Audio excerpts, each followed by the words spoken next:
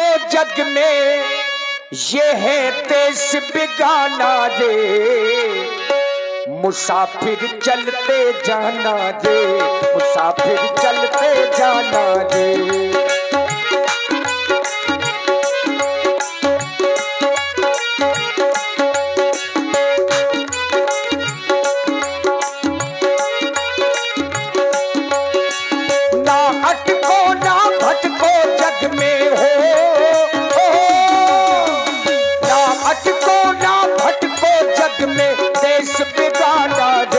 मुसाफिर चलते जाना रे, मुसाफिर चलते जाना रे, मुसाफिर चलते जाना रे, मुसाफिर चलते जाना रे। और आप हैं करण। प्रत्येक मानव के जीवन में ज्ञान रूपी दीपक को जलाने वाले पूज्य प्रकाशक पूज्य गुरुदेव दशरथ का कोटि कोटि वंदन अभिनंदन प्रणाम स्वीकार हो, प्रणाम स्वीकार हो। उरिका कमल खिला दो,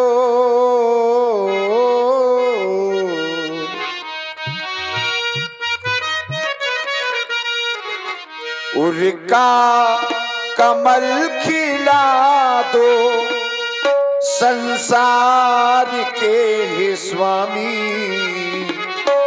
करता प्रणाम प्रभु को, गुरुदेव को नमामि, करता प्रणाम प्रभु को, गुरुदेव को नमामि।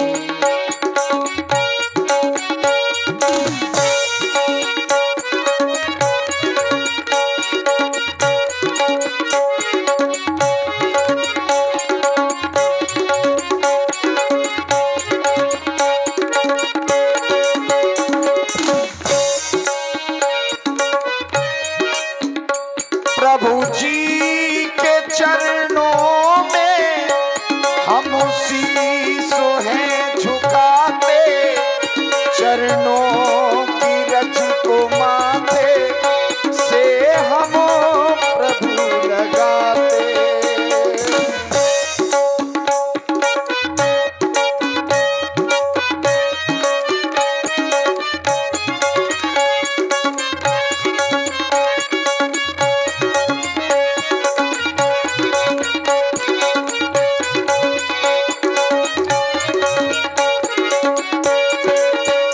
प्रभु जी के चरणों में हम शीशो हैं झुकाते, चरणों की रज को माथे से हम प्रभु लगाते। कर दो दया की दृष्टि, कर दो दया की दृष्टि, संसार के हे स्वामी, करता प्रणाम प्रभु को, गुरुदेव को नमामि, करता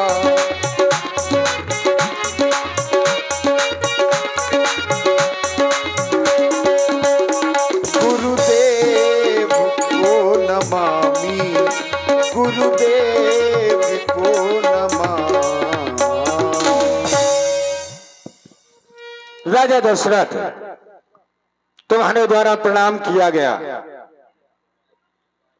व्यवहार जगत का एक नियम है, अगर कोई व्यक्ति किसी से नमस्कार करता है तो नमस्कार का उत्तर नमस्कार होता है। अगर कोई व्यक्ति किसी से राम राम करता है तो राम राम का उत्तर राम राम होता है। और अगर कोई व्यक्ति किसी को प्रणाम करता है तो प्रणाम का उत्तर प्रणाम नहीं होता, प्रणाम का उत्तर होता है आशीर्वाद। ऐसा क्यों? ऐसा इसलिए क्योंकि जब अपने से बड़ों का सम्मान किया जाता है, अपने से बड़ों का शिष्टाचार किया जाता है, तो उसे चार चीजें अपने आप प्राप्त हो जाती हैं। अभिवादन शीलस्व नित्यम वृद्धोपसेवना चत्वारि तस् वर्धन्ते आयु विद्या यशो बलम। आयु, विद्या, यश और बल, ये चार चीजें अपने आप प्राप्त हो जाती हैं। तुम्हारे द्वारा प्रणाम किया गया, सुंदर आशीर्वाद। हे राजन, इन 10 दिशा में यश का गान तुम्हारा हो, तुम्हारी प्रजा में राजन सम्मान तुम्हारा हो, यही आशीर्वाद है हमारा, अखंड कल्याण तुम्हारा हो। आज गुरु सदन में आए हो, आने का कोई हेतु, आने का कारण हमें अवगत कराओ। पूज्य गुरुदेव, अभी तक दशरथ के जीवन में जो जो उपलब्धियां हैं उनका हेतु आपसे जुड़ा हुआ है। आपकी ही कृपा से दशरथ के जीवन में सारी उपलब्धियों का समागम हुआ है। फिर आज मेरे मन में जो विचार उत्पन्न हो रहे हैं उसमें भी आपके ही सहयोग की आवश्यकता है, क्योंकि मैं इसे विश्वास पूर्वक कह सकता हूं। जे गुरु चरणों, जे गुरु चरणों रेणु सिर धरही, तेजन सकलो विभो बस करही। संसार का कोई भी प्राणी यदि गुरु चरणों पर श्रद्धा रखता है, विश्वास रखता है, तो उसकी सारी मनोकामनाएं पूर्ण हो जाती हैं। इसका प्रत्यक्ष प्रमाण दशरथ बैठा है। मोहि समो यहाँ अनुभयऊ न दूजे, सब पायऊ रज पावन पूजे। दशरथ ने जो कुछ भी पाया है वो आपके चरणों की कृपा से प्राप्त हुआ है। मेरे आराध्य, मन में एक और अभिलाषा उत्पन्न हो रही है। अब अभिलाष एक मन मोरे, पूजिए नाथ अनुग्रह तोरे। मेरे मन में एक अभिलाषा ने जन्म लिया है, वह भी आपकी कृपा से पूर्ण हो सकती है। यदि आदेश हो तो फिर मैं अपनी अभिलाषा को व्यक्त करूं। राजा दशरथ, तुम्हारा कहना है कि अब अभिलाष एक मन मोरे, पूज्य नाथ अनुग्रह तोरे में एक अभिलाषा ने जन्म लिया है। मन में अभिलाषा है तो अभिलाषा व्यक्ति का कभी पीछा नहीं छोड़ती, कामना व्यक्ति का कभी पीछा नहीं छोड़ती। कामनाएं क्या बताएं, एक आए एक जाएं। एक अभिलाषा पूर्ण होती है तो फिर दोबारा अभिलाषा शुरू हो जाती है। लेकिन तुम्हारे मन में अभिलाषा ने जन्म लिया है। तुम्हारा नाम तो ऐसा है कि अभिलाषा तुम्हारे हृदय में बाद में जन्म लेती है, उसका फल पहले तुम्हें प्राप्त हो जाता है। राजन राउर आन नाम यश, सब अहिमत दातार, फल अनगामी महिप मन मन अभिलाष तुम्हार। अभिलाषा बाद में जन्म लेती है, फल पैसे पहले मिल जाता है। तुम ऐसे राजा हो, लेकिन हमारे पास आए हो, कहो क्या अभिलाषा है, व्यक्त करो। हम भी तुम्हारी अभिलाषा सुनना चाहेंगे जो हमारे द्वारा पूर्ण होनी है। स्थान के अनुसार, व्यक्ति के अनुसार परिस्थितियां बदलती रहती हैं। नाम सभी अभिमतों को देने वाला है, लेकिन स्थान के आधार पर। यदि नाम को ही आवश्यकता है तो उसकी अभिलाषा की पूर्ति तो केवल गुरु ही कर सकते हैं। यदि दशरथ का नाम मेरी अभिलाषाओं को पूर्ण करने वाला होता तो मोहिशम यह अनभयऊ न दूजे, सब पायऊ रज पावन पूजे, ये क्रम की खंडना हो जाती है। पूज्य, आपने यदि मुझसे कहा तो मैं अपनी अभिलाषाएं व्यक्त करूंगा। हे देव उतरता जाता है,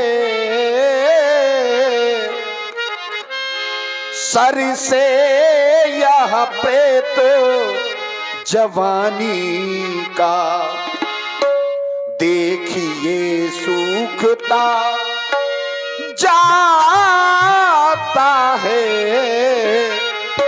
यहाँ अपना खेत जवानी का।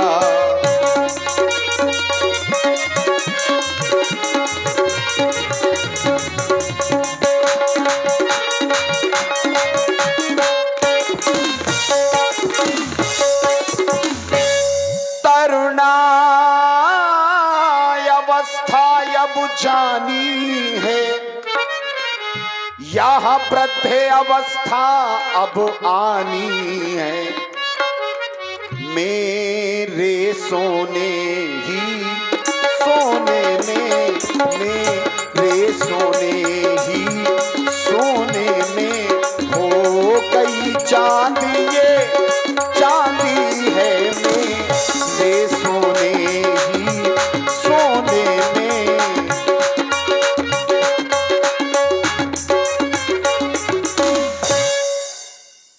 अगर ऐसी स्थिति है महाराज, तो मन में केवल विचार एक ही है, पिछले पुरखों की तरह ना अब मुझे तपोवन जाने दे। हो गया राज के योग्य राम, अब उसको राज चलाने दे, अब उसको राज चलाने दे।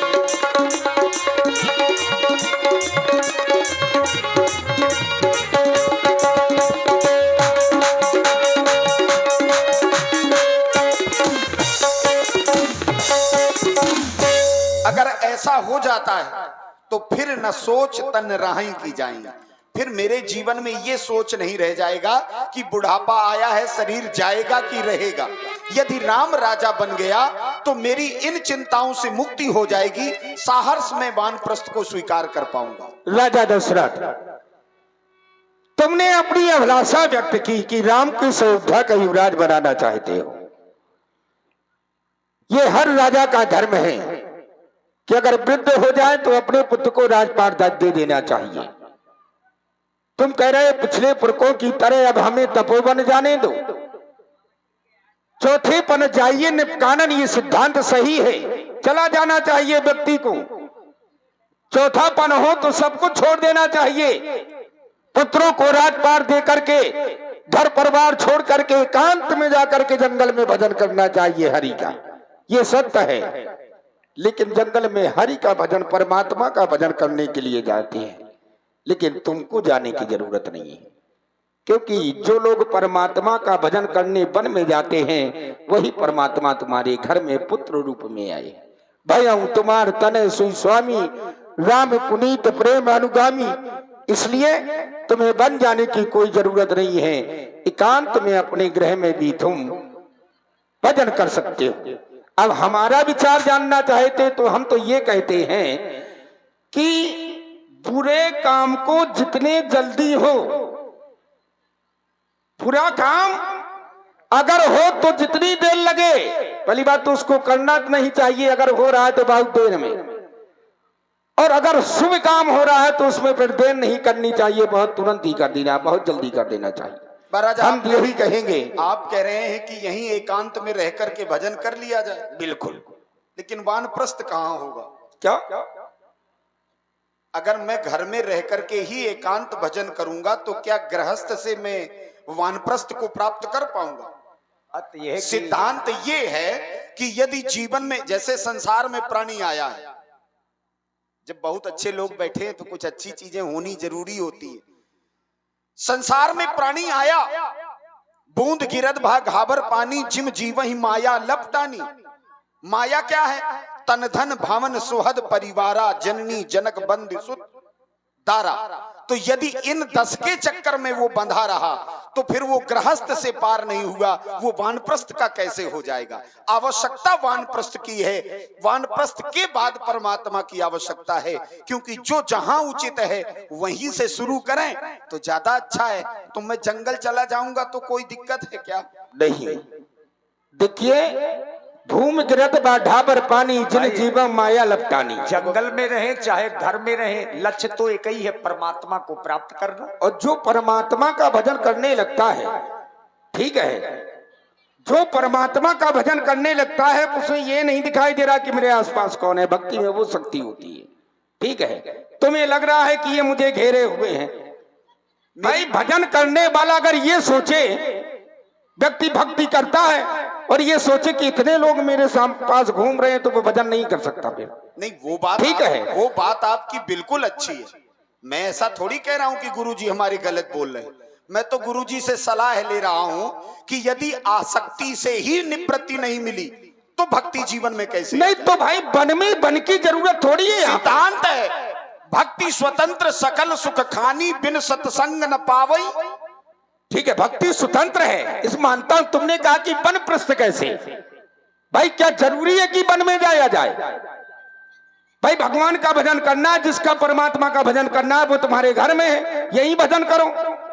भाई वन की जरूरत नहीं है। ये उन लोगों के लिए है जो लोग भगवान को ढूंढ रहे हैं, माया में फंसे हुए हैं। ये उन लोगों के लिए कि जाओ चौथेपन में अपने पुत्र को राजपाट दे करके वन में जाओ एकांत में। महाराज दशरथ जी ने ममता के प्रकार बताए हैं, 2 प्रकार की ममता, भक्ति और आसक्ति। अब इनके जो तर्क हैं आप समझ गए होंगे।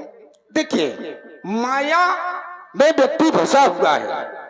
मैं अरुमोर तोर तय माया, जैसे इन्होंने बताया, जननी जनक बंधु सुतदारा तन धन भवन सोहद परवारा। ठीक है, इनके 10 स्थानों में ममता होती है, व्यक्ति इसी में जकड़ा रहता है। लेकिन जब परमात्मा की कृपा हो जाती है, जब व्यक्ति को परमात्मा की शक्ति मिल जाती है, फिर ये 10 जो स्थान है अपने आप छूट जाते हैं। देखिए, परमात्मा की कृपा पर अगर बात की जाए तो उनका कहना तो ये है, सब पर मोहि बराबर दाया, सब मम प्रिय सब मम उपजाए, सबते अधिक मनुज मोहि। भाई उनकी कृपा तो सब में है, लेकिन समस्या ये है कि आसक्ति से निवृत्ति किसे प्राप्त हो रही है। अगर किसी स्थान पर जाना है, जैसे धर्म ते विरति जोग ते ज्ञाना, ज्ञान मोक्ष पद वेद बखाना, तो हर चीज का एक क्रम है। उस क्रम को यदि हम पार नहीं कर सकते, अगर हम कक्षाएं नहीं बदलेंगे तो उच्च शिक्षा कैसे प्राप्त कर पाएंगे? तो जीवन की जो कक्षाएं हैं जो आप जैसे आचार्यों से मिली हैं, तो हमें गृहस्थ को छोड़ने के लिए जब हम वानप्रस्थ का संकल्प लेंगे और जब आगे बढ़ेंगे, परमात्मा प्राप्ति ये अंतिम है, इसके बाद तो सब समाप्त हो जाता है। तो वो तो घर में भी कर सकता है व्यक्ति, ये आप कह रहे हैं, लेकिन मैं गृहस्थ को छोड़ना चाहता हूं कि जब मेरी मृत्यु हो। देखिए, यहां भी एक विशेषता है कि यदि मृत्यु कष्टप्रद होती है तो वो आसक्ति से संयुक्त रहती है, बंधी रहती है, और यदि आपकी मृत्यु सुखमय होती है तो इसका तात्पर्य है कि जीवन की वो उपलब्धियां आपके जीवन में आ चुकी हैं आपके कर्म कौशल से, जिससे वो तुम्हें दुख, जो जन्मत मरत दुसै दुख भारी की पीड़ा है, वो मरते समय तुम्हें भोगने को प्राप्त नहीं हो रही है। और यही सुखमय और दुखमय जीवन की प्रतीति है। तो यदि मैं गृहस्थ को नहीं छोड़ूंगा तो वानप्रस्थ को कैसे प्राप्त करूंगा? राजा दशरथ, धर्म धुरंधर गुणनिधि ज्ञानी, तुम ज्ञानी राजा हो। अगर ये बात अगर तुम कह रहे कि मैं वानप्रस्थ को कैसे जाऊंगा, कैसे छोड़ूंगा, परमात्मा का मैंने कहा भजन घर में करो। क्या जरूरी है जिस समय, देखिए अब मैं तुमको शुरू से बता रहा हूं, जिस समय ये जीव मां के उदर में होता है, देखिए तो वहां परमात्मा से कहता है कि मुझे इस नरक से बाहर निकालो। फिर परमात्मा कहता है कि तू क्या करेगा जाके? तू बोले मैं तेरा भजन करूंगा। परमात्मा कहते तू नहीं करेगा, बोले करूंगा। बोले अच्छा। तो भगवान ये जीव इस धराधाम पे आ जाता है। होता क्या है, भूम गिरत व ढाबर पानी, जिन जीवों माया लपटानी, माया उसको लपेट लेती है। माया में फंस करके भगवान को भूल जाता है। ठीक है, जब भगवान को भूल गया, फिर कुछ ऐसा समय आता है कि फिर जब उसको कष्ट होते हैं तब फिर उसे परमात्मा दिखाई देता है, फिर कोई दिखाई नहीं देता। फिर भगवान उसके कष्ट का निवारण करते हैं, और जैसे ही कष्ट का निवारण होता है तो वो फिर परमात्मा को भूल जाता है। ये माया है। और तुम एक ज्ञानी राजा हो, और ज्ञानी राजा होकर के अगर इस तरह की बात अगर तुम करते हो तो ये तुम्हें शोभा नहीं देता। आई हो पुत्र के लिए, युवराज पद पाने के लिए, तो मैं तो ये कहूंगा कि बेग विलंब न करिए नृप, साजी सबुई समाज, सुदिन सुमंगल तब जब राम होई युवराज। यानी कि अभी हमारे जीवन में भी कुछ भोगने के लिए बचा है, नहीं तो आप यहीं से हमें वानप्रस्थ का मार्ग दे देते तो हम ये वाली जो दुर्दशा है उससे बच जाते। और यही जीवन की दुर्दशा है जो व्यक्ति को प्रत्यक्ष में देखने को अब मिलती ज्ञानी हो, स्वयं समझो अब। है। चलिए, अगर आपकी यही इच्छा है तो फिर हम इन्हीं महलों के कार्यों में कुछ अपना ध्यान लगाते हैं। अच्छा गुरुजी, कुछ जल्दी में है। आपने तो पूछा था कि राम को युवराज पद देना चाहता हूँ, ये कह रहे हैं कि तुम समय भी ना देखो, नक्षत्र भी ना देखो, बना दो, जल्दी कर दो, सब अपने आप नक्षत्र सही हो जाएंगे। बेज विलंब न करिए न, हाँ जल्दी करो, क्योंकि शुभ काम को जितने जल्दी कर देना चाहिए उतना ही अच्छा होता है। और महाराज दशरथ जी गुरु जी के यहाँ से सीधे मंदिर में गए। और व्यास जी, सच बात तो ये है कि वशिष्ठ जी ने जो अयोध्या में किया था, सच्चाई ये थी कि वो विधाता की लिखी हुई उस लकीर को भी काटने का प्रयास उन्होंने किया था कि ऐसा हो ही नहीं, राम अयोध्या के माध्यम से ही विजय प्राप्त करे। लेकिन पूरे प्रयास करने के बाद भी हस्तक्षेप उनके जीवन में छूट गया, क्योंकि वो वाणी असत्य हो जाती, क्योंकि लिखा मेटने की प्रयास करने वाले अभी तक सफल नहीं हुए। तो आपको कोटि कोटि नमन है, प्रणाम है तुम्हारा। मैं जल्दी ही जा रहा हूं। बिल्कुल जाओ। मुदित महीपति मंदिर आए, सेवक सचिव सुमंत्र बुलाए। मुदित महीपति मंदिर आए, मुदित महीपति मंदिर आए, सेवक सचिव सुमंत्र बुलाए, सेवक सचिव सुमंत्र बुलाए।